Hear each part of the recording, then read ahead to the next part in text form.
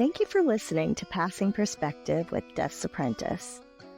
Being that this is a podcast about death, dying, and grief, some topics discussed may be triggering for some or not suitable for younger listeners, hence the explicit rating. Listener discretion is advised. Enjoy the show.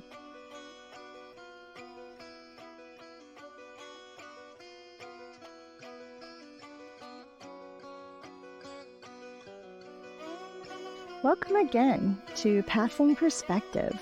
I am your host, Death's Apprentice, back with another exciting episode where we talk about all things death, dying, and grief. Last week, we went into death and horror in the media and literature and why people love it and what draws people to it. At the end of the episode, I answered the question of who to call when someone dies, whether the death is expected or unexpected. This week, we are discussing who is who in the death industry. You know who to call in the event of a death, but who are the people you will be interacting with? Throughout the planning process, or even after an unplanned death has occurred, you're going to come in contact with a lot of different people with a lot of different jobs. I always recommend collecting business cards and saving them in your death binders so they will be easier to find later. Keep in mind that with fluctuations in employment, the person you may speak to now could quite possibly not work there anymore, even a year from now. That's okay. Most times there's another person there who will be able to assist you just as well. The main thing is to have the right place. I spoke in the second episode about updating your death plans frequently.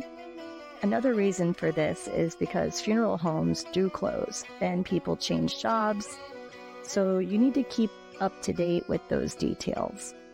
It never hurts to check in. I'm going to give you a brief overview and how you may interact with each of these professionals in the course of your death journey.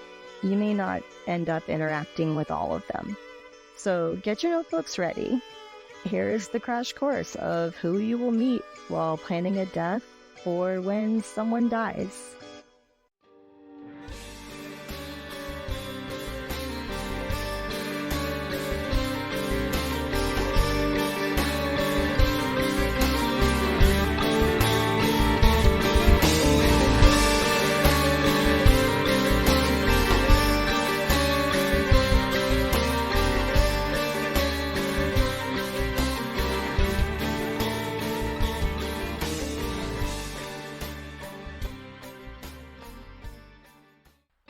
When you think of death, one of the first things you think of is a funeral home or an undertaker.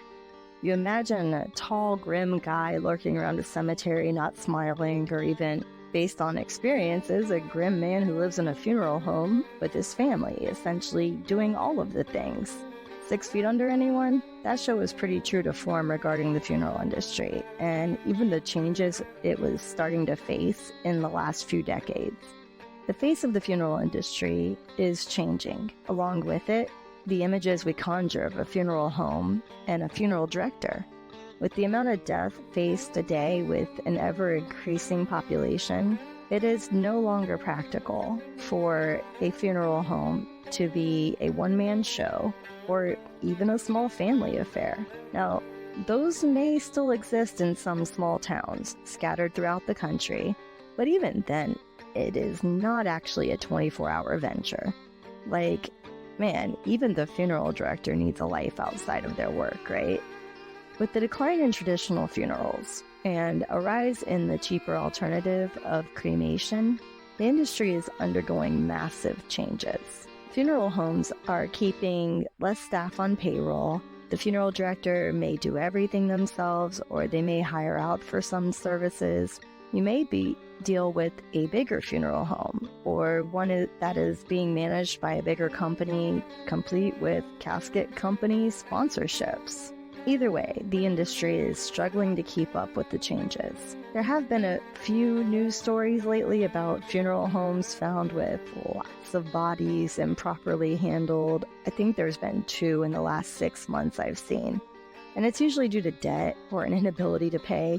Actually, I'm thinking I'm going to do a whole episode about that, about when things go wrong in the death industry. But for now, there may be a lot of people you come in contact with based on how things are changing in the future and now.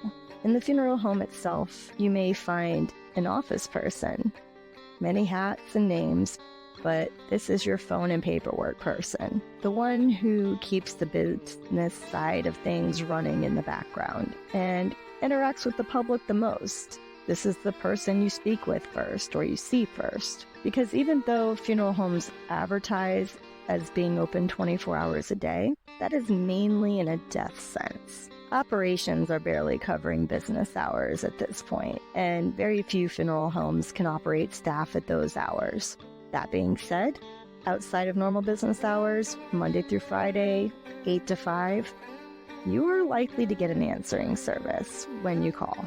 Generally, someone will be on call, but the answering service is there to ensure that they aren't waking up all night to calls about death certificates, but are waking up for the death calls, which brings me to the next person, the removal team. These are sometimes employees, but lately more and more removal services are popping up that are strictly for removing and delivering bodies for funeral homes or the death industry. It is like a whole industry in and of itself. Some places, it may be the funeral director that comes out, but those days are dying fast. Pun completely intended. You may or may not come in contact with the embalmer. These days, this is becoming more and more like contract work because while it is an art, with more people opting for cheaper alternatives or more natural alternatives, the traditional is becoming less and less, and they're finding less and less work just for embalming. Along with the staff I mentioned, there will also be apprentices, funeral assistants, maybe many other positions in the funeral home itself. Sometimes you may not go the route of the funeral home.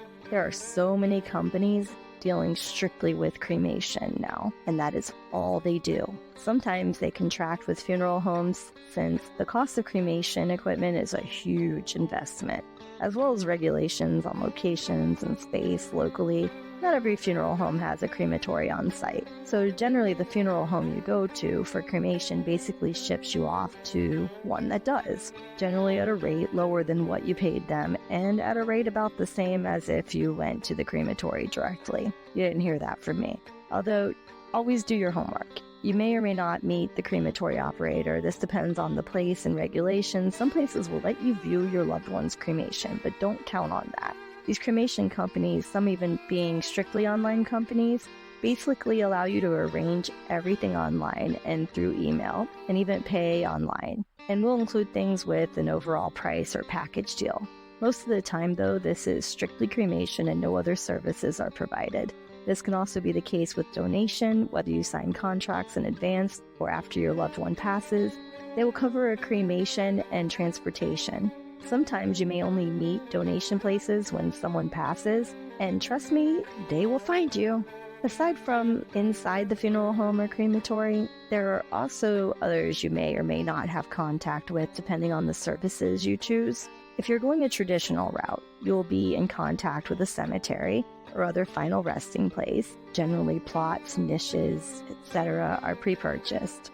You also need to secure clergy in this, and cemetery plots can be difficult to secure after death. Just like with weddings, clergy may only do services for members of their congregations.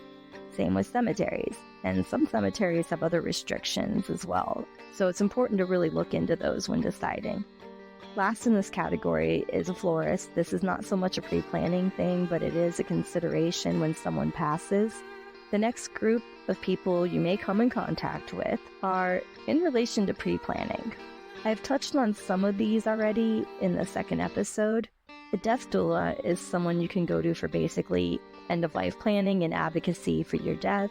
They will assist through the end of life and after with grief as well, depending on their focus. Some focus more on some aspects of death, while others may focus on a different one. And it's usually based on the doula's background and interests. as death is so encompassing. There's so many aspects to it.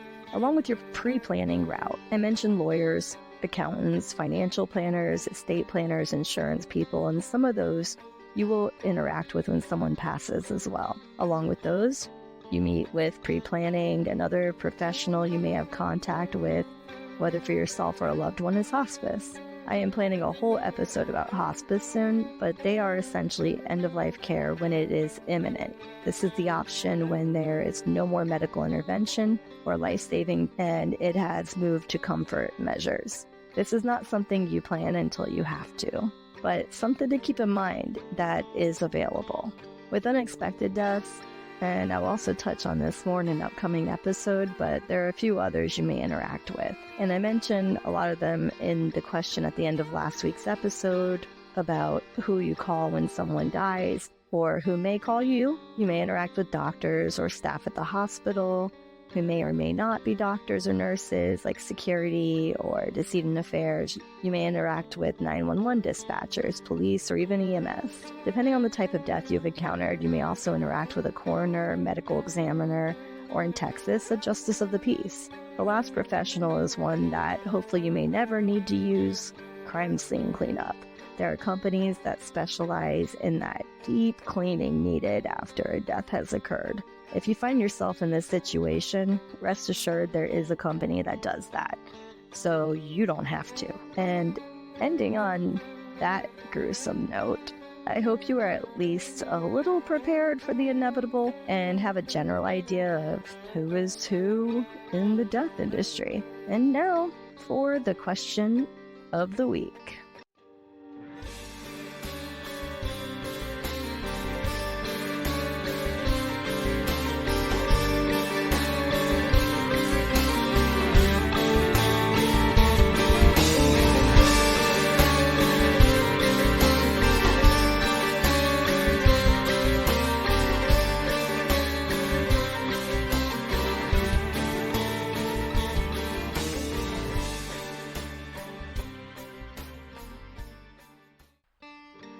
For this week, the question of the week is, what is the most interesting method of legal body disposal in the United States? In my death journey, I explored so many of these options, and I feel like there is a new option coming up constantly. No more is it just cremation or traditional burial with the church and casket and vault and embalming, but so many more things that you can do. Growing up, the big talk was being cryogenically frozen. I think it hit the news like possibly in the 80s. I'm not positive. I was a kid. I don't remember a lot.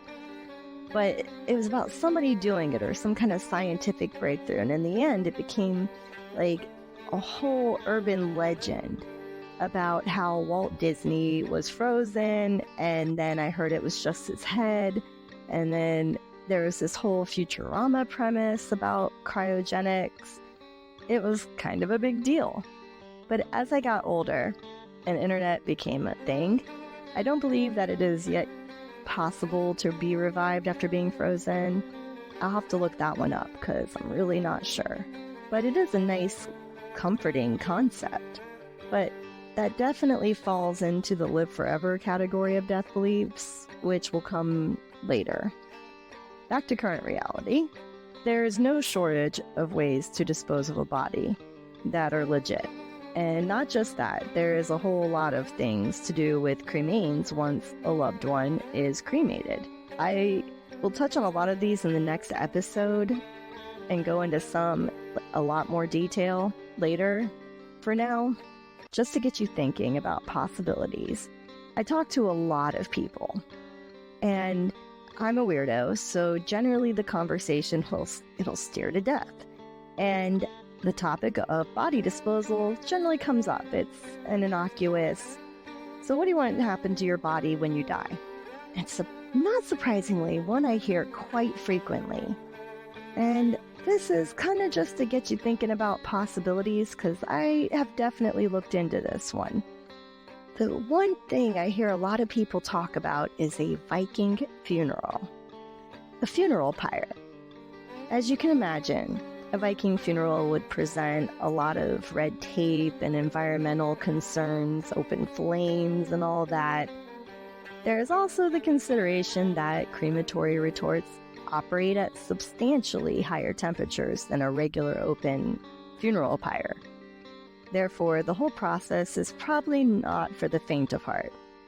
Based on some of these conditions and regulations and restrictions and the whole belief that death is unsanitary and that you can become a zombie if you breathe in the air near where someone's dead body was burned or buried, didn't you know that is actually how the zombie apocalypse starts?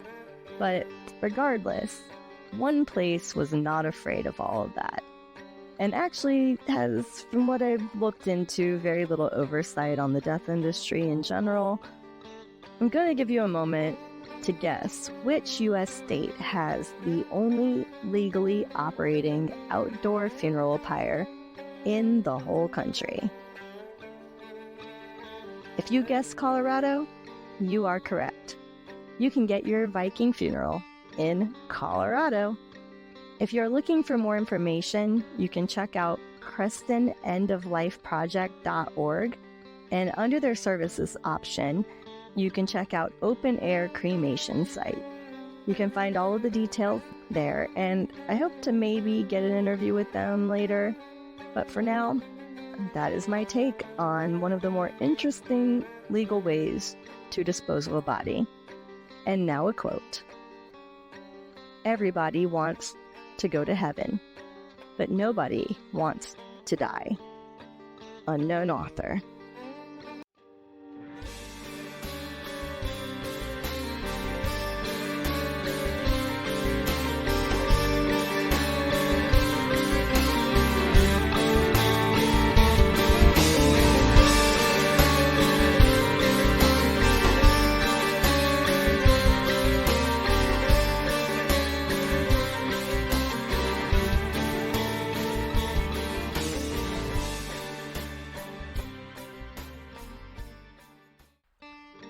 Thank you for listening to this episode of Passing Perspective, where we discussed all the things for who's who in the death industry. I hope you learned more than you ever dreamed about death and dying. My dreams are that you take this information and go out and start working on your own death plans and thinking about your own demise. I want you to go out and discuss death with your friends and family and complete strangers and engage in the dialogue that really matters. The only way to remove the stigma is to talk about it. I welcome your stories and questions and any input on the show, and you can find me at www.passingperspective.com, where you can find show notes and links, a blog, and you can find me on Facebook at Passing Perspectives, and on Instagram at Passing Perspective Podcast. As always, Passing Perspective with Des Apprentice can be found on all of your favorite streaming services. Kindest regards, Des Apprentice.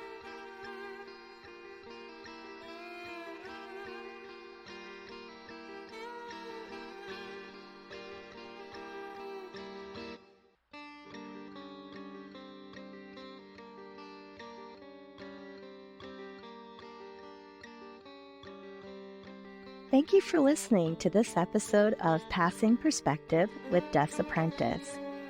All episodes are written, hosted, and produced by Des Apprentice. Music is A Calm Hellfire by The Wayward Hearts. Licensing by Upbeat. Tune in for next week. See you then.